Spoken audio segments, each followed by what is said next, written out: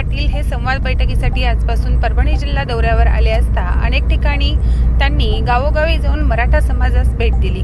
11 मार्च रोजी संघर्ष योद्धा मनोज जरांगे पाटील हे लिमला येथे सभेला जात असताना लोहगाव येथे भेट दिली व मनोज जरांगे पाटील त्यांचे स्वागत करण्यात आले। लोहगाव येथे येणाऱ्या सर्व धर्मीय व मराठा समाजाच्या वतीने हा सत्कार समारंभ आयोजित करण्यात आला होता। या सत्कार समारंभानिमित्त येणाऱ्या सर्व बांधवांना मुस्लिम समाजाच्या वतीने लोहगाव येथे खिचडी भोजनाचं आयोजन करण्यात आलं होतं। संघर्ष योद्धा मनोज जरांगे पाटील, तुम आगे बढ़ो, हम तुम्हारे साथ है, एक मराठा लाख मराठा अशा अनेक घोषणाबाजी करत मराठा समाजाने पाठिंबा दर्शवला आहे। यावेळी हजारोच्या संख्येने नागरिक उपस्थित होते। 10% आरक्षण दिलं, तेही आरक्षण टिकलं नाही। परवा मान्य न्यायालयाने निकाल दिलाय, त्या आरक्षणाचा उपयोग मराठ्यांना घेता येतो।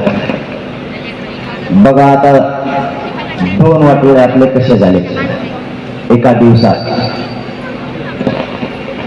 आपल्याला 10% आरक्षण दिलं, त्याच दिवशी केंद्रातलं आरक्षण EWS रद्द केलं। म्हणजे मराठ्यांच्या पोराला EWS मधूनही फायदा घेता येत नाही आणि 10% दिलं त्याच्यातूनही घेता येत। आता जगायचं पोरांनी कसं? आपल्या डोळ्यादेखता आपल्या लेकराचा वाटोळा होत असताना आपण नाही बघू शकत। प्रतिनिधी रियाज कुरेशीसह मी आबोली जोशी, DLP न्यूज परभणी।